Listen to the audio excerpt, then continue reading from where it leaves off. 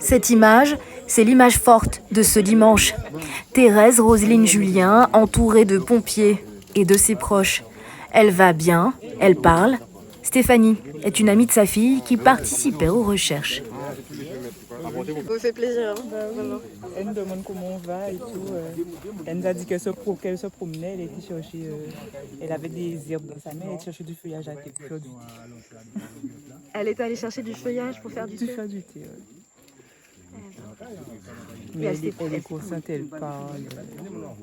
Ah, ça fait plaisir, hein, franchement. Elle n'est pas blessée. Les constantes sont bonnes, elle marche tranquille, franchement. Incroyable. Après 5 jours. Hein. Ouais, tranquille, quoi. Elle est plus en forme que nous. Vous êtes impressionnés. C'est pas croyable.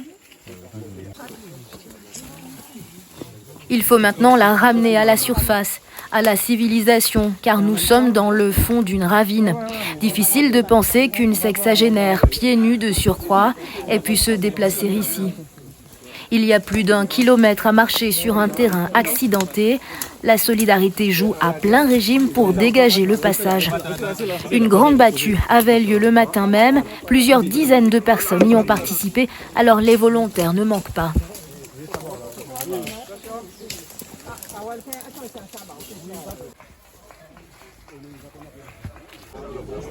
Accueillie sur le parking de l'Amicale Écolambda à Saragotte, c'est le soulagement.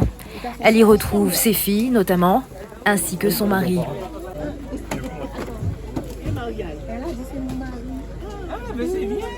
Elle a reconnu son mari. Elle a reconnu son mari, tout à fait. Je remercie toute la population d'avoir joué le jeu. On est tous très contents de la retrouver. Merci. Vous avez été soulagée de la voir apparaître là? Oui, très soulagée. Vous savez où elle était exactement? Vous avez compris à peu près où elle était, à quel niveau? Je ne connais pas trop les lieux. C'est vrai. Pas trop.